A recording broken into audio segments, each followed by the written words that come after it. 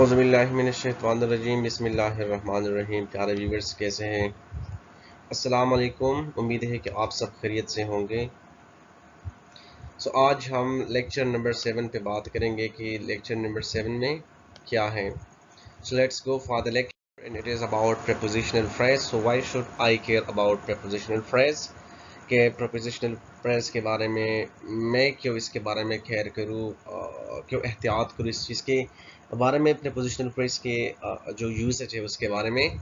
So let's go कि वो क्या है और हमारे पास रीजंस क्या हैं इसके। So there are 3 good reasons to care about prepositional phrase and they are below. So the first reason is you should not you don't treat a prepositional phrase as the subject of your verb whenever you are writing a sentence. So try to avoid um, treat your prepositional phrase as the subject of your verb. So be careful when a prepositional phrase precedes a verb. It means that when a prepositional phrase comes before a verb, so don't do this thing. Be careful about the usage. Be careful about to put this thing before a verb. Here is an example of this reason, that a box of knives was found at the scene. So here, of knives, this is actually the prepositional phrase. Because of this, of this is of is a preposition, and knives, this is noun. So the whole phrase is a prepositional phrase, and was found. So here, was found, it is a verb, so it comes before this, come before a verb at the scene. So here the subject is not knives. In this sentence you can see that uh, knives, this is not the subject. Actually, a box is the subject of the sentence. Therefore the verb should be singular and not plural. Remember this, that the verb should not be a plural, it must be singular when you are putting this. This should read like a box of knives was found in the scene. A combination of factors were the cause of the crash. So of factor, this is actually the prepositional phrase. Combination is singular, so here the combination, this is not a plural one. So combination, this is a singular. The subject is not factor, so here factor is not the subject of the sentence. Bernard Shaw is not an enemy in the world, and none of his friends like him. Playwright Oscar Wilde has said this. So marking this wrong is a little harsh. You cannot mark it wrong, but try to treat noun as singular, if for no other reasons than many of your grammar savvy readers will want it to be singular. Therefore, none of his friends like him is a bit sharper, so you cannot write it uh, this the whole sentence, a phrase, not sentence but the jumble of the jumble of words. You cannot write this as a prepositional phrase. Remember, don't treat the noun in your prepositional phrase. Here, knives, factors, and friends is the subject of your word. There is second reason is the noun in a prepositional phrase influences the word with an expression like most of, some of, half of, majority of, and 99% of. So be aware that the noun in your prepositional phrase can influence the word. It can. There's a possibility that a noun in your prepositional phrase it influence the verb when the subject is an indefinite pronoun.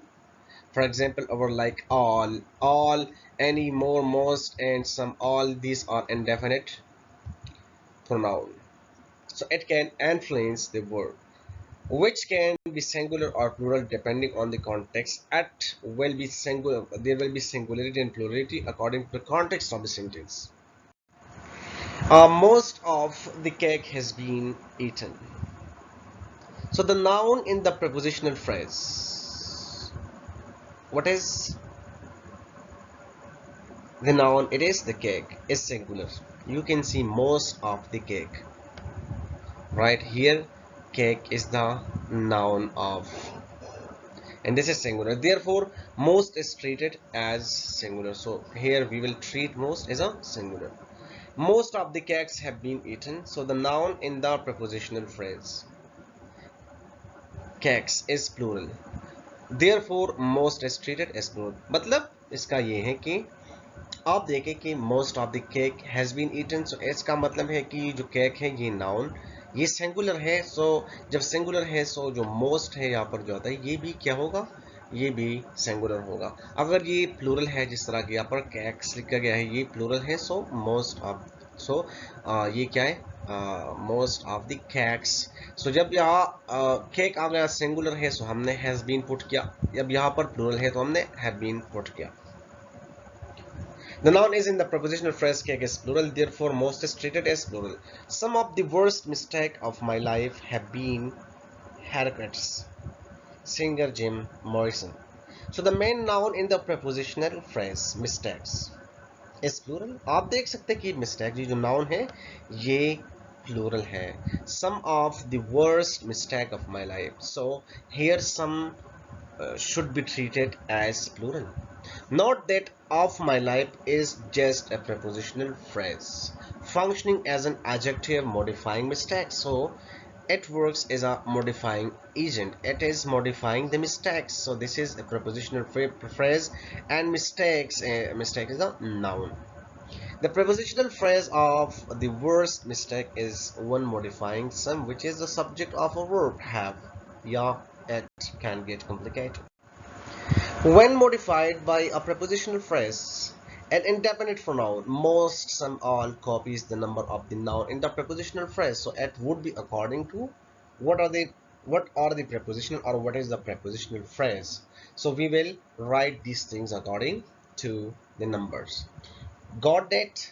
Now here's your 2 for 1 of bonus. This ruling also applies to common terms like half of, the majority of, आप देख सकते हैं half of, the majority of, and a percentage of, which can also be singular or plural, just like the others we have discussed.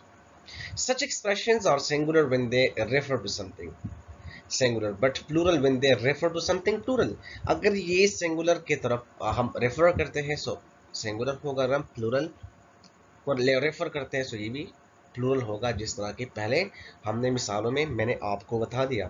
Democracy is the recurrent suspicion that more than half of the people are right more than half the time. Writer Ellen Brookwhite.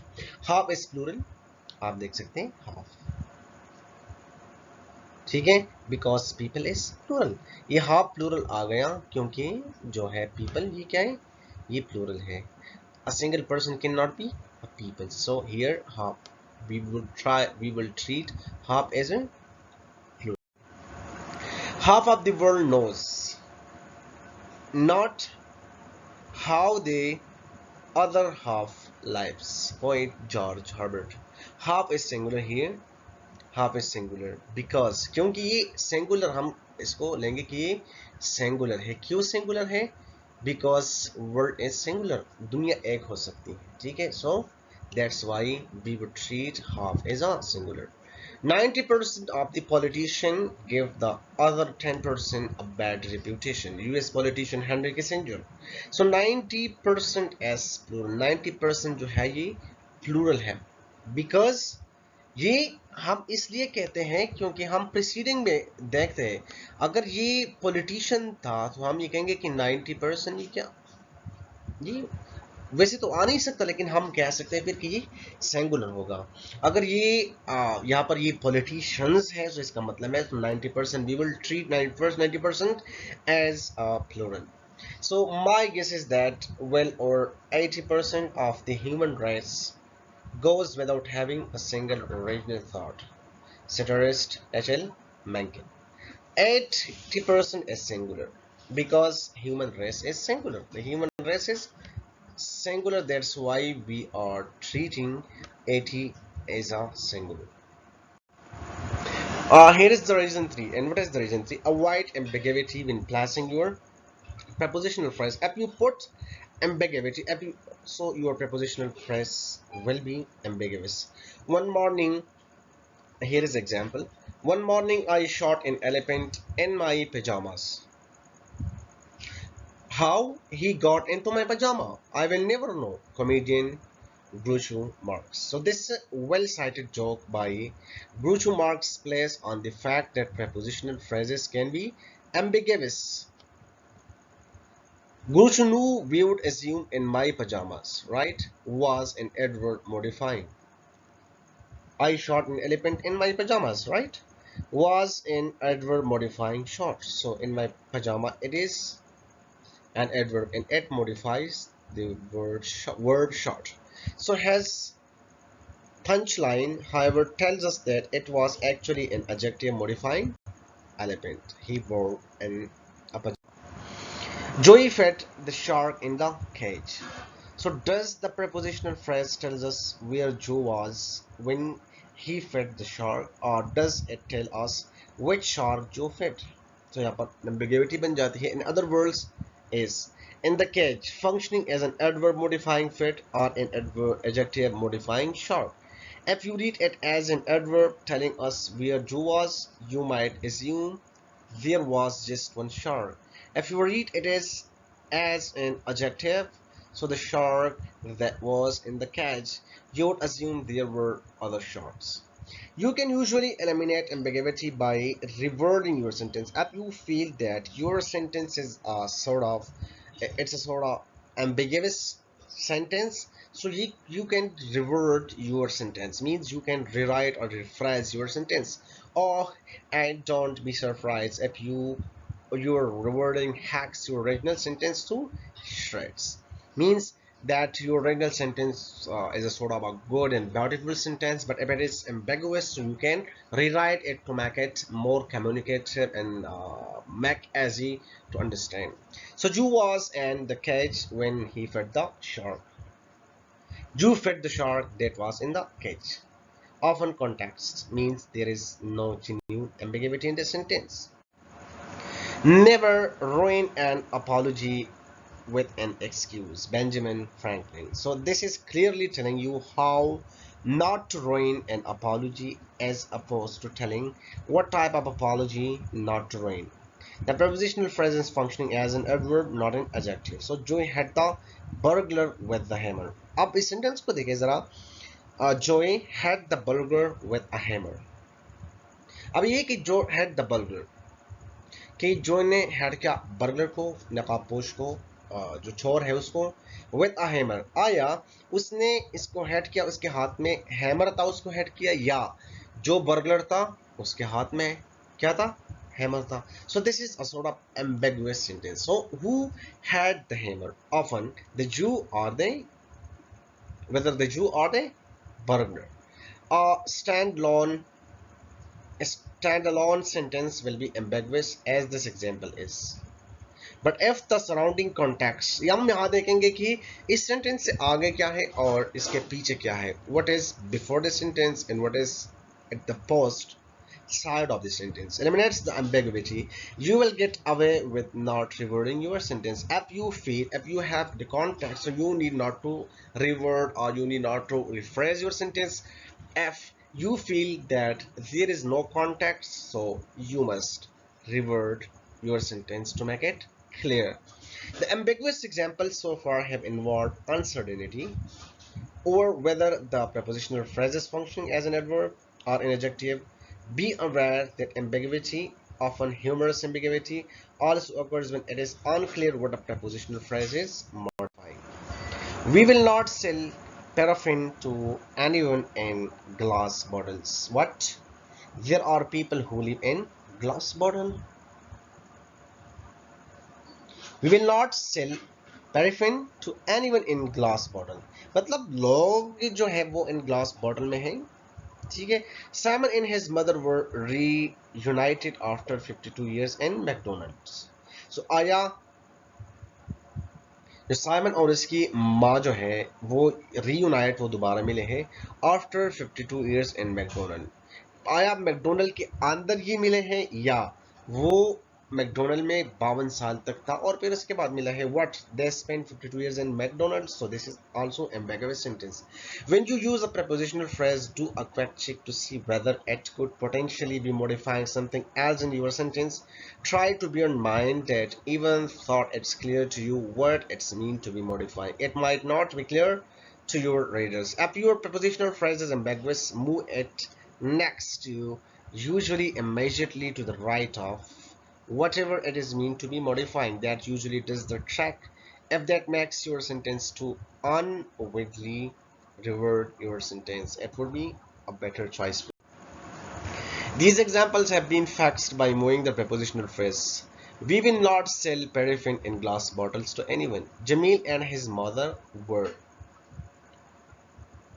reunited and McDonald's after 52 years. Let's try that with the examples. Joe hit the burglar with a hammer. Joe had with a hammer the burglar. So this is too unweirdly. We need to revert it. Joe used a hammer to hit the burglar as an option. So it was all about the why should I care about prepositional phrase. It means if you are using prepositional phrase and you do not put it in the appropriate place, so it means that you are creating ambiguity, you are making ambiguity in the sentence. If you have context, then okay.